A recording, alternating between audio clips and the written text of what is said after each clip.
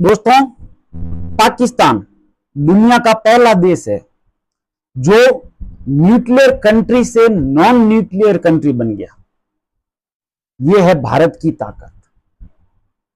और भारत दुनिया का पहला देश है जो किसी न्यूक्लियर कंट्री पे अटैक करके उस न्यूक्लियर कंट्री को नॉन न्यूक्लियर कंट्री बना दे। यह है हिंद की सेना की ताकत, यह है भारतीय सरकार की ताकत कि परमाणु संपन्न देश उस पर अटैक करना एक बहुत बड़ी बात होती है। और जिस तरह से टेररिस्ट ठिकानों पर मिसाइलें दागी, उस दिन दुनिया हैरान रह गई कि 8 से 9 ठिकानों पर जिस तरह से मिसाइलों से वार किया गया, उससे दुनिया अचंभित थी। उससे पूरी दुनिया हैरान थी। 25 से 30 मिसाइलें दागी और उसके बाद जब पाकिस्तान ने रिटेलिएट करा तो उसके बाद हिंदुस्तानी सेना ने जो परचम फहराया, उससे न केवल पाकिस्तान को मात दी बल्कि पाकिस्तान से ज्यादा चाइना और अमेरिका का न केवल गुरूर टूटा बल्कि सबसे ज्यादा नुकसान इन्हीं दो कंट्री को हुआ।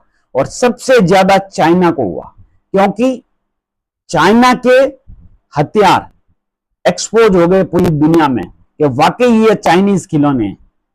और दूसरा नुकसान हुआ तुर्की को, जिसके बख्तियार ड्रोन हो या अन्य ड्रोन जिसकी धूम पूरी दुनिया में थी। यूक्रेन रशिया वॉर और अजरबैजान आर्मेनिया वॉर में जो तुर्की के ड्रोन ने धूम मचाई पूरी दुनिया में, और फिर दुनिया के ऑर्डर की जो लाइनें लगी थी दुनिया के अन्य कंट्रीज की उनको खरीदने के लिए, उसको एक झटके में ताबूत बना दिया। यह भारत की ताकत। यह कैसे हुआ और पाकिस्तान नॉन न्यूक्लियर कंट्री कैसे बना, इस बारे में बता रहा हूं। मगर उससे पहले कि यह सब भारत ने कैसे किया, क्योंकि भारत के पास एक अपना नेविगेशन सिस्टम है जिसका नाम है नाविक। उसकी फ्रीक्वेंसी दुनिया के किसी भी देश के पास नहीं थी। और जो पाकिस्तान जिस फ्रीक्वेंसी का यूज कर रहा था, चाहे वो जीपीएस अमेरिका का या चाइनीज, उसकी फ्रीक्वेंसी इंडिया के पास थी। उसका रिजल्ट ये हुआ कि जो भी पाकिस्तानी वेपन्स वहां से फायर करते, चाहे वो मिसाइल हो, फाइटर जेट हो या ड्रोन, उसको इंडियन रडार कैच करते और मार गिराते। और हमारी फ्रीक्वेंसी पाकिस्तान क्या अमेरिका के पास भी नहीं थी, तो हमारे जो भी ड्रोन जाते नंगा नाच करते, पाकिस्तान उनका कुछ बिगाड़ नहीं पाता क्योंकि रडार उनको कैच नहीं कर पाते। इसलिए जो तांडव मचाया पाकिस्तान के अंदर, उससे पाकिस्तान सहम गया। भले ही वो आज नंगा नाच कर रहा है, पाकिस्तानियों को मूर्ख बना रही है पाकिस्तानी सेना और आर्मी, मगर हकीकत ये है, और जो एजुकेटेड पाकिस्तानी है और जो दुनिया है वर्ल्ड वाइड, उन सबको पता है कि भारत ने किया क्या है, भारतीय सेना ने तांडव कैसे मचाया, ये पूरी दुनिया अच्छे से जान चुकी। जिस दिन भारत ने ये तांडव किया दुनिया में, उस दिन से भारतीय मेड इन हथियारों की, भारतीय कूटनीति की और भारतीय डिप्लोमेसी की और पॉलिटिक्स की धूम पूरी दुनिया में मची। और भारत बहुत शक्तिशाली और ताकतवर देश होकर उभरा। भविष्य में चाइना जो डोकलाम गलवान विवाद कर रहा था, वो नजदीक में ही पटकेगा, इतनी फट चुकी है चाइना की। लेकिन मेन टॉपिक पे आते हैं कि पाकिस्तान को नॉन न्यूक्लियर कंट्री कैसे बनाया। सॉरी, आपको पता होगा दोस्तों कि भारत ने सरगोदा एयरबेस पे अटैक किया। सरगोदा एयरबेस पे अटैक करके जो कैराना हिल्स पे जो भारत ने मिसाइल मारी, हालांकि इंडिया ने मना कर दिया, एक्सेप्ट नहीं किया, मगर वो मिसाइल मारने से वहां पे रेडिएशन लीक हुआ। एक जगह मिसाइल मारने से कैसे पाकिस्तान नॉन न्यूक्लियर कंट्री हो गया, उसको बताऊं उससे पहले हमें यह समझना है कि जब आपको पता है कि इंडिया ने इंदिरा गांधी के नेतृत्व में परमाणु परीक्षण किया, जो कि शायद विफल भी था थोड़ा बहुत, उसके बाद और 1971 में पाकिस्तान की जो शिकस्त हुई और बांग्लादेश अलग हुआ टूटकर, पाकिस्तान के 2 टुकड़े हुए, जो कांग्रेसी कहते हैं कि हमने पाकिस्तान के 2 टुकड़े कर दिए, अरे भाई तुम तो 3 टुकड़े भारत के भी कर दिए, पाकिस्तान, बांग्लादेश और इंडिया के रूप में, तो तुम्हारी कोई बराबरी कर नहीं सकता। तो जिस दिन बांग्लादेश टूटा तो उस दिन पाकिस्तान को समझ में आ गया कि हम भारत से एक जो पारंपरिक वॉर है वो नहीं जीत सकते, उसमें भारत हमें नहीं बख्शेगा, कभी हम भारत से जीत नहीं सकते।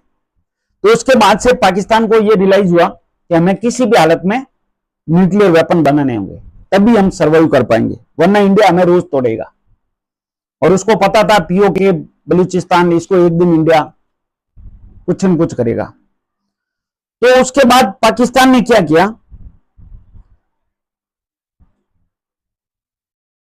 कि उसने कैराना हिल्स में न्यूक्लियर फैसिलिटीज को वो क्रिएट करने लगा। उसके लिए उसने क्या किया कि 1983 से 1990 के दौरान, 1983 से 1990 के दौरान उसने सब क्रिटिकल टेस्ट किए। यानी सब क्रिटिकल टेस्ट क्या होता है कि उसने ये पता कर लिया कि उसको कितनी मात्रा में यूरेनियम चाहिए, कितनी मात्रा में प्लूटोनियम चाहिए, और उसको शॉर्ट रेंज वेव में कैसे तैयार करें ताकि वो एक न्यूक्लियर, जो भारत के पास न्यूक्लियर वेपन है वो बहुत बड़े है, हाइड्रोजन बम तक है, वो पाकिस्तान के पास नहीं है, उसके पास शॉर्ट रेंज न्यूक्लियर वेपन है। तो उसको वो क्रिएट करने के लिए क्या क्या उसने कि उसने अपने जो कैराना हिल्स है वहां पे अलग अलग फैसिलिटी तैयार की। उसमें से पहली फैसिलिटी इस्लामाबाद के पास है, काउतार रिसर्च फैसिलिटी, उसमें यूरेनियम इनरिचमेंट फैसिलिटी क्रिएट की, शुरू की, ठीक है। उसके बाद आता है खुशाब न्यूक्लियर कॉम्प्लेक्स, उसमें क्या क्या प्लूटोनियम तैयार करने लगा। फिर उसने तीसरी फैसिलिटी क्रिएट की, चश्मा रिप्रोसेसिंग फैसिलिटी, वहां पे स्पेंट फ्यूल रिप्रोसेसिंग करने लगा। उसके बाद चौथी फैसिलिटी उसने की मिलोर में, मिलोर में रिसर्च एंड डेवलपमेंट फैसिलिटी उसने तैयार की। उन सबको मिला के वो उस नतीजे पे पहुंचा कि उससे उसने 2 चीज तैयार की, और किसी भी न्यूक्लियर वेपन में 2 चीज काम आती, एक डिलीवरी सिस्टम और दूसरा न्यूक्लियर वॉरहेड, ठीक है। उन जब को मिला दिया जाता है तो वो एक न्यूक्लियर वेपन का काम करता है। तो वो अलग अलग ये फैसिलिटी अलग अलग जगह तैयार की, मगर कैराना हिल्स में उसने जो न्यूक्लियर वेपन और वॉरहेड और न्यूक्लियर सिस्टम जो तैयार किया वो कैराना हिल्स में था, जहां पे वहां पे उसने वो बंकर बना रखे थे, उसके क्या क्या कहते हैं, सुरंगें बना रखी थी। उसके अंदर उसने न्यूक्लियर वॉरहेड और डिलीवरी सिस्टम रखा था, जहां पे भारत ने मिसाइल से अटैक किया। तो जितना भी उसका न्यूक्लियर वॉरहेड और ये सिस्टम था, डिलीवरी सिस्टम, वो वहीं पर था। अब वहां पे यूरेनियम का रिसाव होने लगा। अब जहां पर ये उसने छुपा के रखा था, तो उतना रिसाव के आगे आने वाले 1000 सालों तक वहां पे कोई नहीं जा सकता, क्योंकि वहां पे वो होने लग गया था, क्या कहते हैं उसे, रेडिएशन फैलने लग गया था।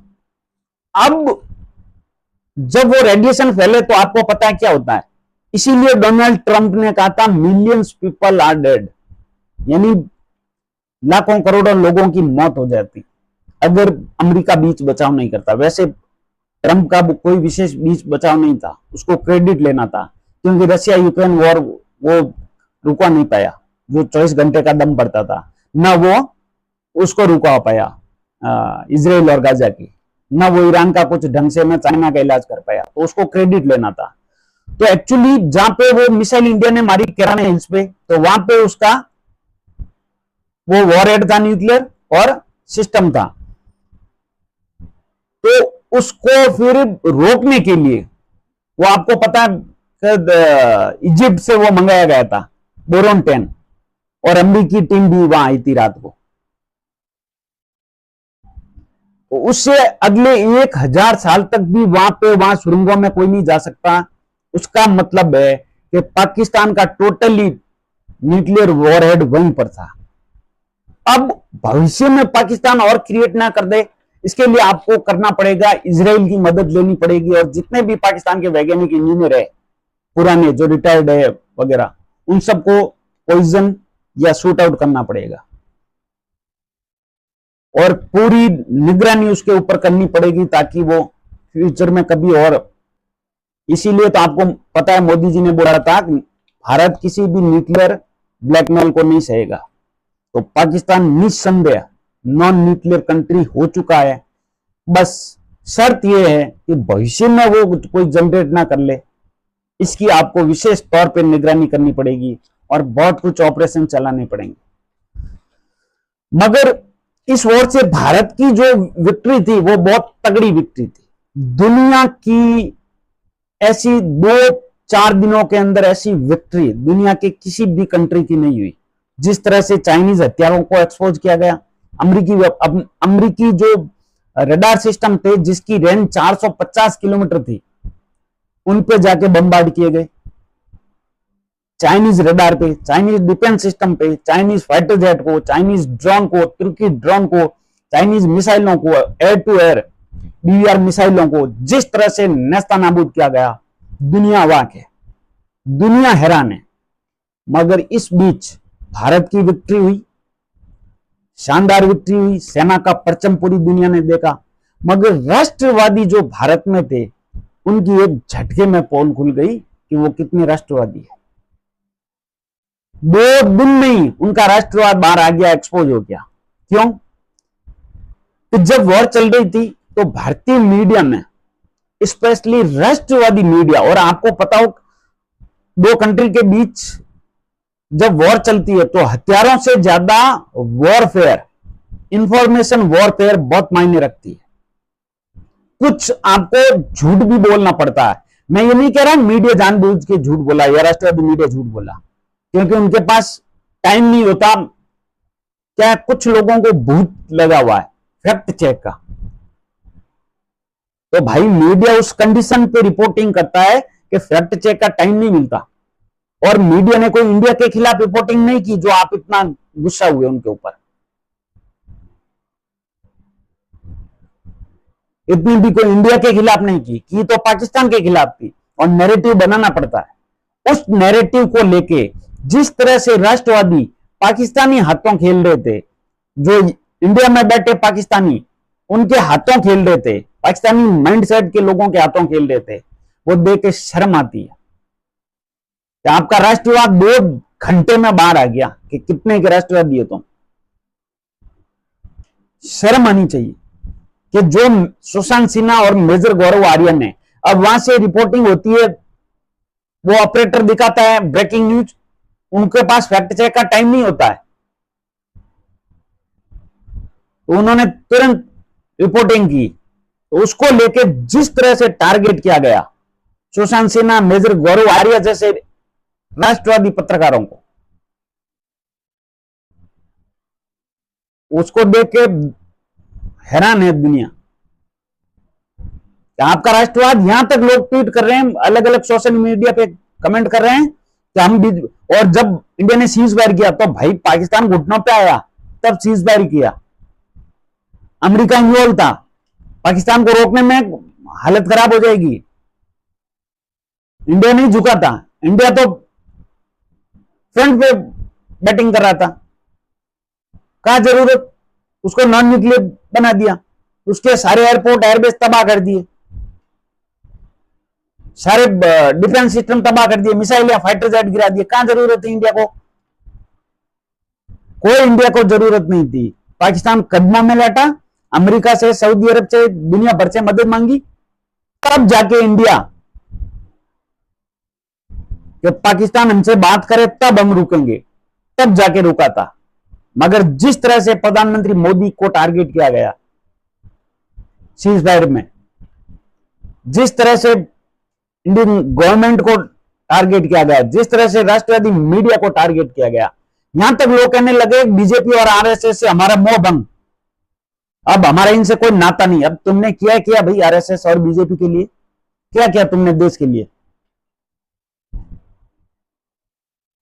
हद कर रहे हो, 2 घंटों में तुम्हारा बीजेपी और आरएसएस से नाता टूट गया, तुमने किया ही किया है। यह था तुम्हारा नकली राष्ट्रवाद। इससे अच्छा तो वो माइंडसेट वाले लोग हैं जो आज तक टिके हुए हैं, देश के खिलाफ जाना पड़े फिर भी वो जाते हैं, फिर भी उस विचारधारा पे आज तक टिके हुए हैं। और तुम्हारी विचारधारा एक झटके में बाहर आ गई। अरे वीडियो अच्छा लगा तो प्लीज सब्सक्राइब जरूर करें। जय हिंद, जय भारत, भारत माता की।